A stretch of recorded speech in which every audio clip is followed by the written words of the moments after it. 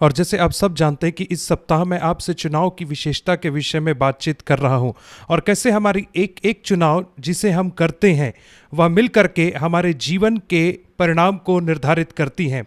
और मैं चॉइस शब्द के लेटर्स का इस्तेमाल कर रहा हूं ताकि मैं उन चीज़ों का वर्णन कर सकूं जिसका हमें चुनाव करना है। सबसे पहले मैंने बात की मसीह के विषय में, जो सबसे महत्वपूर्ण चुनाव है जिसे हम कर सकते हैं।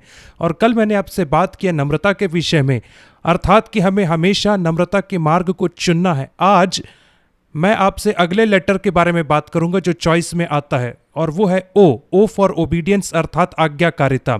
क्यों आज्ञाकारिता इतनी महत्वपूर्ण है? और इसको समझने के लिए हमें सबसे पहले यह समझना है कि कैसे हम जो मनुष्य लोग हैं परमेश्वर की बाकी सृष्टि से भिन्न है। परमेश्वर ने जब हमें बनाया तो उसने हमें स्व इच्छा दी, और आपने स्व इच्छा को पहले सुना होगा, परंतु आपको इसके विषय में चिंता करने की जरूरत नहीं, क्योंकि मैं आपको इसे समझाऊंगा। इसका अर्थ होता है कि आप चुनाव कर सकते हो, क्योंकि हम चुनाव के विषय में बात कर रहे हैं। उदाहरण स्वरूप, परमेश्वर ने पृथ्वी को बनाया, परंतु जो पृथ्वी है वो अपने से चुनाव नहीं कर सकती है, और पृथ्वी जो है वो परमेश्वर की आज्ञा की अवहेलना नहीं कर सकती है। जिस समय से परमेश्वर ने उसे बनाया है, पृथ्वी तब से लेकर के आज तक परमेश्वर की आज्ञा का पालन कर रही है, और वह यह है कि वह 365 दिन में सूर्य के चारों ओर घूमती है। और इन इतने सालों में कभी भी पृथ्वी ने एक भी दिन परमेश्वर की एक भी बात की अवहेलना नहीं की। और परमेश्वर ने मनुष्यों को वैसा नहीं बनाया कि वे हमेशा प्रोग्राम्ड रहे आज्ञा मानने के लिए। परंतु क्या आप जानते हैं, ऐसा होता तो हम कभी उससे प्रेम नहीं कर पाते। जो पृथ्वी परमेश्वर से प्रेम नहीं कर सकती, परंतु हम कर सकते हैं। और जो पृथ्वी है वो परमेश्वर को कभी प्रेम करने का चुनाव नहीं कर सकती है। और परमेश्वर को अनाज्ञाकारी बच्चे अच्छे लगते बजाय आज्ञाकारी रोबोट के।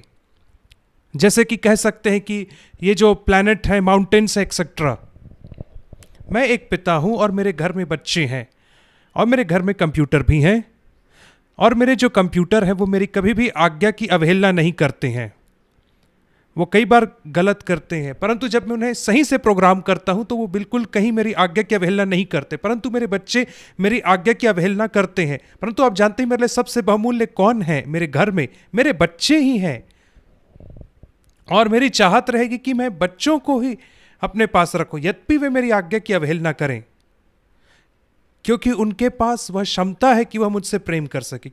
मेरे कंप्यूटर कभी मुझसे प्रेम नहीं करेंगे, क्यों ना मैं उनसे कितना अच्छा बात करूं, परंतु मेरे बच्चे प्रेम करेंगे। और ऐसे ही परमेश्वर भी है।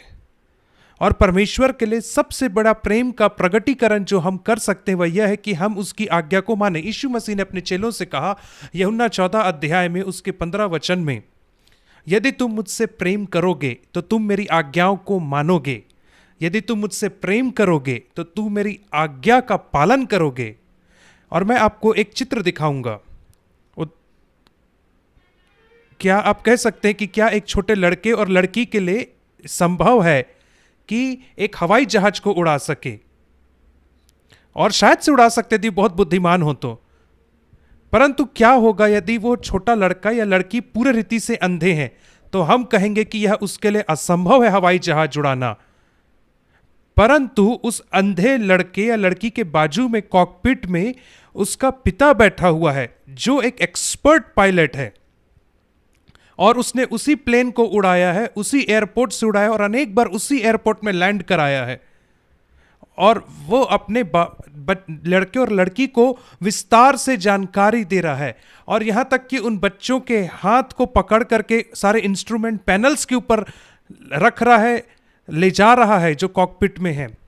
और वह जो अंधा लड़का और लड़की जो है वो आसानी से प्लेन उड़ाना सीख सकते हैं। तब तक उड़ा सकते हैं जब तक वे अपने पिता के इंस्ट्रक्शंस को ध्यान से पालन करेंगे। हमारा जीवन भी वैसा ही है। यद्यपि हम में से बहुत सारे लोग अपने शारीरिक आंखों से देख पाते हैं, परंतु जब भविष्य की बात आती है तो हमें लगता है कि कल क्या होगा, अगला साल कैसा होगा, या आज से 20 साल के बाद, तो हम भविष्य के लिए पूरे रीति से अंधे हैं। और हम अपने जीवन से जब ऐसे आगे बढ़ते हैं तो हम ऐसा लगता है कि हम एक अंधे व्यक्ति के समान है जो हवाई जहाज उड़ा रहा है, वो भी आंधी तूफान के बीच में। परंतु परमेश्वर कहता है कि मैं तुम्हारे बाजू बैठना चाहूंगा, तुम मेरे आज्ञा का पालन करो, और यदि तुम आज्ञा की अवहेलना करो और उस गड़बड़ी कर दो तो फिर से मेरे पास आओ, फिर से मेरी आवाज सुनो, और मैं एरोप्लेन को ऐसा करूंगा कि वो फिर से अपने रास्ते पे आ जाएगा और हम मिल करके इस प्लेन को सही सलामत लैंड कराएंगे। और इन बातों में भी यीशु मसीह ने केवल हमें आज्ञा पालन करने को नहीं कहा, परंतु उसने हमें रास्ता दिखाया। इब्रानी 5 अध्याय के 8वें वचन में, यद्यपि वह पुत्र था, परमेश्वर का पुत्र था, और उसने स्वयं आज्ञा मानना सीखा उन चीजों के लिए जिसमें वो दुख उठाता था। और यीशु मसीह स्वर्ग में था इस पृथ्वी में आने के पहले। उस समय उसे किसी की आज्ञा पालन नहीं करना पड़ती थी, क्योंकि वो परमेश्वर था और वो अभी भी परमेश्वर है। परंतु उसे हमें दिखाना था कि कैसे आज्ञा पालन किया जाता है, इसलिए वो इस संसार में आया। और वो ठीक ऐसा ही हुआ जैसे उसने अपनी आंखों में एक पट्टी बांध लिया ताकि वो कुछ नहीं देख पाए, और उस प्लेन में बैठा और कहा कि बच्चे, मैं तेरे को सिखाऊंगा कि कैसे इस प्लेन को अंधा होकर के उड़ाया जा सके केवल पिता की आवाज को सुन करके। और अपने जीवन के प्रतिदिन उसने पिता की आवाज को सुना और पिता की आज्ञा को माना, और उसने अपने प्लेन को सफलतापूर्वक लैंड कराया। और जब वो क्रूस के ऊपर मरा तो उसने कहा कि यह पूरा हुआ, अर्थात कि मैं लैंड हो गया। और आज वो स्वर्गीय स्थानों में बैठा हुआ है, और वो चाहता है कि आप भी उसके बाजू में बैठो पवित्र आत्मा के माध्यम से। और वो कहता है कि मैं तुम्हें घर तक तुम्हारी अगुवाई करूंगा, केवल मेरी आज्ञा का पालन करो। और आज्ञा पालन की शुरुआत तब होती है जब आप एक बच्चे ही होते हैं। इफिसियों 6 में बाइबल कहती, पहले और दूसरे तीसरे वचन में, और इन वचनों को जिन्हें मैंने आपके स्कूल में बैठे बैठे मैंने इन चीजों को याद किया था जब एक बच्चा ही था आपके समान में। कहता है कि बच्चों, अपने माता पिता का आज्ञा पालन करो, क्योंकि यह सही है, यह उचित है। और यीशु, तभी तो यीशु मसीह एक बच्चे के समान पैदा हुआ इस संसार में। वो छोटे बालक के समान पैदा हुआ, एक वयस्क के समान प्रकट नहीं हुआ।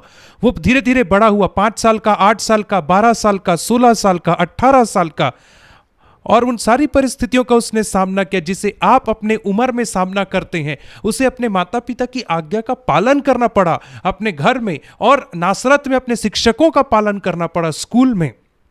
इसलिए आप जो बच्चे लोग, आप अपने माँ बाप की आज्ञा मानो, अपने शिक्षकों की आज्ञा मानो। तभी तो इफिसियों 6 के 3 वचन में कहता, ताकि तेरे संग इस संसार में भला हो, तभी जब तू अपनी माता पिता का आज्ञा मानेगा। और यही एक चीज है जिसे परमेश्वर ने हमें दिया है, जिसे बाकी सृष्टि को नहीं मिला है, और वह है विवेक। और यह एक और बड़ा शब्द है, अर्थात विवेक, जिसे शायद आपने पहले सुना होगा। और यह वह तरीका है जिसके माध्यम से परमेश्वर हमसे बात कर सकता है। यह वैसे ही कह सकते हैं, आपके दिल के अंदर एक रेडियो है जो परमेश्वर से जुड़ा हुआ है, और परमेश्वर उस रेडियो के माध्यम से या छोटे फोन के माध्यम से आपसे बात कर सकता है। क्योंकि आज के दिन में रेडियो को मिलना बहुत मुश्किल होता है। जब आप उसकी आज्ञा की अवहेलना करते हैं तो आपको आपके विवेक में छोटा सा चुभन महसूस होता है, और आपको ऐसी आवाज आती कि तुम्हें ऐसा नहीं करना चाहिए था। यदि आप उसकी अवहेलना करते हैं और जैसे जैसे आपकी उम्र बढ़ती है तो वह जो आपकी विवेक में जो आवाज होती वो धीमे और धीमे और धीमे हो जाती है, और हो सकता है कि एक दिन वो पूरी रीति से मर जाएगी वह आवाज, और आप अपने जीवन को नाश कर डालेंगे।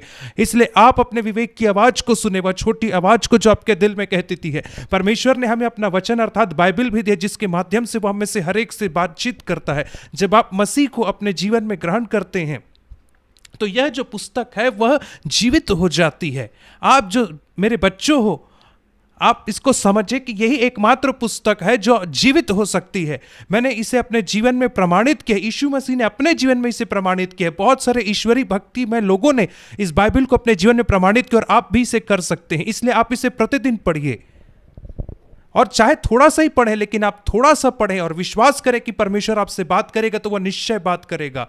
मैं अपनी गवाही से आपको कुछ बताना चाहूंगा।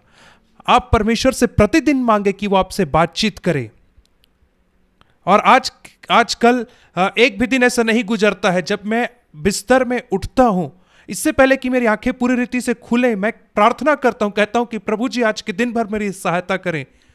और मैं देख रहा हूं कि मेरे जीवन का जो एरोप्लेन है, और मैं इसको उड़ाने के लिए तेरी मदद चाहता हूं। कृपया करके मेरे बाजू में बैठे और मेरी अगुवाई करें। और आपको पता है, मैं आपको ईमानदारी से बताना चाहूँगा कि वह मेरी अगुवाई प्रतिदिन कर रहा है और विश्वास योग्यता से वो कर रहा है। और कई बार मैं उसकी आवाज़ को अच्छे से नहीं सुन पाता क्योंकि मैं पथ से भटक जाता हूं, परंतु वह मेरी अगुवाई करता है। मैं आशा करता हूं कि आप भी उसकी सुनने की आवाज़ को आवाज़ सुनने की आदत डालेंगे और उसे प्रतिदिन उसके आज्ञा का पालन करेंगे, ताकि यीशु मसीह आपके एरोप्लेन को सफलतापूर्वक लैंड कराए। प्रभु आपको आशीष दे। आइए हम प्रार्थना करें। स्वर्गीय पिता, हम तेरा धन्यवाद करते हैं इन विद्यार्थियों के लिए, और जब मैं इनके पोटेंशियल के विषय में सोचता हूं तो मैं तेरा धन्यवाद करता हूं कि तू उनके द्वारा महान समर्थी कामों को कर सकता है। मैं प्रार्थना करता हूं कि वे आज्ञाकर्ता के मार्ग को इस छोटी उम्र में ही सीखेंगे, और मैं तेरी स्तुति करता हूं कि तू इनके जीवन में अद्भुत कामों को करेगा जैसे वे तेरी आज्ञा को मानते हैं। और जिस भी परिस्थितियों से होकर के गुजरे उन्हें प्रोत्साहित कर, उनकी सहायता कर। यीशु के नाम में आमीन।